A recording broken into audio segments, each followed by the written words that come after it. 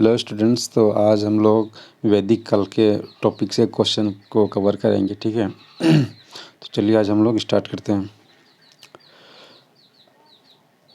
विद्वानों ने वैदिक काल के विभाजन कितने भागों में किया है और कौन कौन है?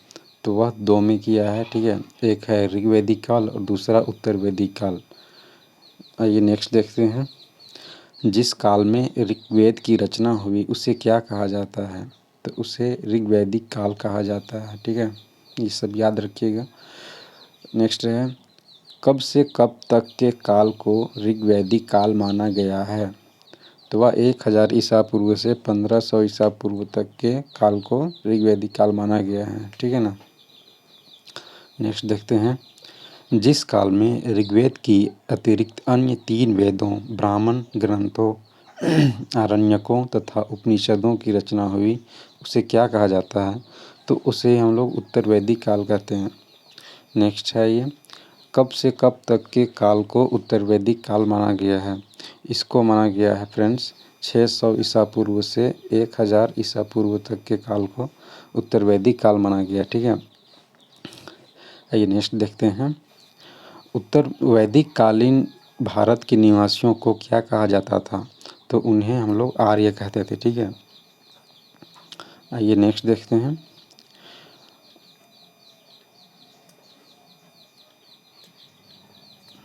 आर्य के मूल निवास संबंधी सर्वाधिक मान्य सिद्धांत के अनुसार आर्यों का मूल निवास कहाँ था?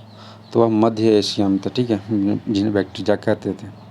नेक्स्ट है, आर्यों के मूल निवास संबंधी सर्वाधिक मान्य सिद्धांत मध्य एशिया का सिद्धांत किस विद्वान के द्वारा किया गया?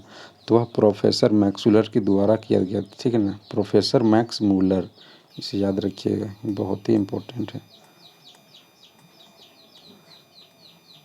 मैक्समूलर। नेक्स्ट है, आर्य शब्द तथा आर्यों के विषय में प्रारंभिक जानकारी किससे मिलती है? तो वह ऋग्वेद से मिलती है। ठीक है। नेक्स्ट देखिएगा, आर्य शब्द का अर्थ क्या होता है? इनके शब्द का अर्थ यही होता है कि वह श्रेष्ठ या उच्च वंश, मतलब यह ऊंचे जाति के होते हैं। ठीक है ना, इसका यही मतलब है। नेक्स्ट है, आर्यों की भाषा क्या थी? तो वह संस्कृत बोलते थे। ठीक है ना, संस्कृत, तो वह संस्कृत बोलते थे। नेक्स्ट है, ये देखते हैं। भारत आने वाले आर्य क्या कहलाए? उन्हें इंडो आर्य कहा गया। ठीक है, उन्हें इंडो आर्य कहा गया, उन्हें यही कहा गया। नेक्स्ट है, आर्य भारत में सबसे पहले कहाँ बसे? तो वह पंजाब में बसे थे, सप्त सैंधव प्रदेश में। ठीक है, पंजाब में एक जगह है, उनका वही नाम है। चलिए आइए नेक्स्ट देखते हैं। वैदिक समाज कितने वर्गों में विभाजित था और कौन कौन? तो वह 4 में विभाजित था। ठीक है, एक था ब्राह्मण, दूसरा क्षत्रिय, वैश्य व शूद्र। इस चारों को याद रखिएगा, बहुत ही इम्पोर्टेंट है। ठीक है ना, इसको याद रखिएगा। नेक्स्ट है, आरंभ में अर्थात ऋग्वैदिक काल में समाज का वर्गीकरण किस आधार पर होता था? तो उनके व्यवसाय को देखते हुए उनके व्यवसाय के ऊपर होता था। ठीक है। नेक्स्ट देखते हैं, कालांतर में अर्थात उत्तर वैदिक काल में समाज का वर्गीकरण किस आधार पर होने लगा था? तो वह जन्म के आधार पर होने लगा था। ठीक है। ये नेक्स्ट है, वैदिक काल में आय का कितना भाग कर के रूप में लिया जाता था? तो वह 1/16 के रूप में लिया जाता था। ठीक है ना, उसी के भाग में लिया जाता था। आइए फ्रेंड्स नेक्स्ट देखते हैं। वैदिक काल में लेन देन तथा व्यापार की कौन सी प्रणाली प्रचलित थी? तो वह वस्तु विनिमय प्रणाली प्रचलित थी। नेक्स्ट है, वैदिक काल में शिक्षा कहाँ दी जाती थी? तो वह उनकी शिक्षा गुरुकुल में दी जाती थी, जो कि बहुत ही गुरुकुल आज भी देखते हैं हम लोग, गुरुकुल कितना ये था, सख्ती थी उसमें। नेक्स्ट है, ऋग्वैदिक काल में आर्यों के सर्वाधिक प्रिय देवता कौन थे? तो इंद्र को मानते थे वो देवता। ठीक है, इंद्र को। कालांतर में अर्थात उत्तर वैदिक काल में आर्यों के सर्वाधिक प्रिय देवता कौन बन गए थे? यह नेक्स्ट है, तो प्रजापति बन गए थे। ठीक है, प्रजापति बन गए थे। नेक्स्ट है, उत्तर वैदिक कालीन धार्मिक क्रियाओं में मुख्य कार्य क्या था? तो वह यज्ञ किया करते थे। ठीक है, यज्ञ। ये नेक्स्ट देखते हैं,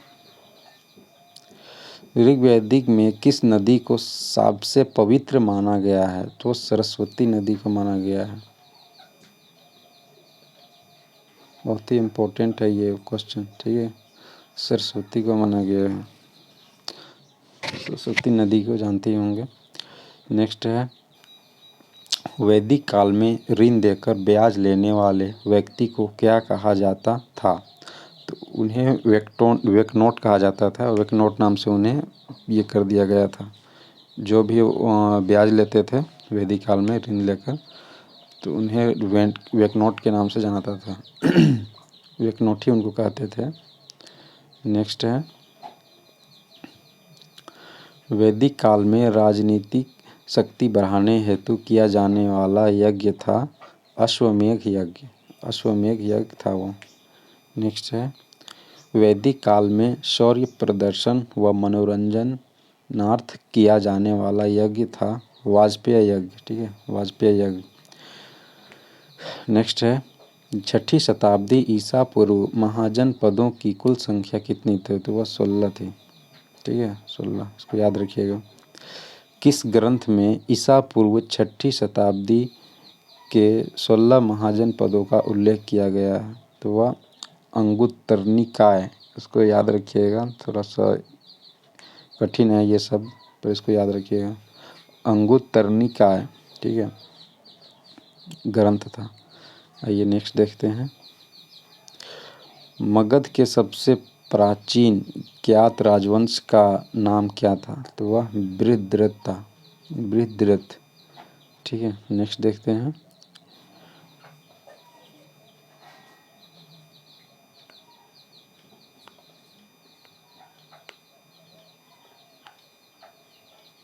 मगध में सर्वप्रथम किसने स्वतंत्र राज्य की स्थापना की? तो वह उसी ने की थी, बृहद्रथ ने। ठीक है, बृहद्रथ। नेक्स्ट है, महाभारत कालीन जरासंध किस का पुत्र था? तो वह बृहद्रथ का ही पुत्र था। ठीक है,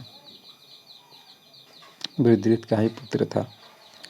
नेक्स्ट है, हर्यक वंश का संस्थापक कौन था? बिम्बिसार। बिम्बिसार ने हर्यक वंश का स्थापना किया था। ठीक है, संस्थापक थे, मतलब उसी को उस दिन किया था। नेक्स्ट है, बिम्बिसार मगध की गद्दी पर बैठा था। 545 ईसा पूर्व तक वह बैठे थे। ठीक है, नेक्स्ट है, बिम्बिसार ने किस नगर का निर्माण कर उसे अपनी राजधानी बनाया? तो वह राजगिरी को बनाया था। ठीक है, नेक्स्ट है, बिम्बिसार की पहली और प्रधान पत्नी कौशल देवी किस कौशल नरेश की बहन थी? किस कौशल नरेश की बहन थी? वो तो वह प्रसेनजीत की बहन थी। ठीक है, नेक्स्ट है, लास्ट क्वेश्चन है इस वैदिक काल क्वेश्चन से, बिम्बिसार किस धर्म का अनुयायी था? तो वह बौद्ध धर्म का अनुयायी था। ठीक है, तो देखिए ऋग्वैदिक काल से जितने भी क्वेश्चन आते हैं वो सब हम लोग देख लिए हैं। ये सारे क्वेश्चन को अगर आप याद कर लीजिएगा तो इस टॉपिक से जितने भी क्वेश्चन आएंगे आप उसे आसानी से सॉल्व कर लीजिएगा। ठीक है, तो ठीक है फ्रेंड्स, अगर वीडियो अच्छा लगा हो तो लाइक करें, सब्सक्राइब करना। Thank you.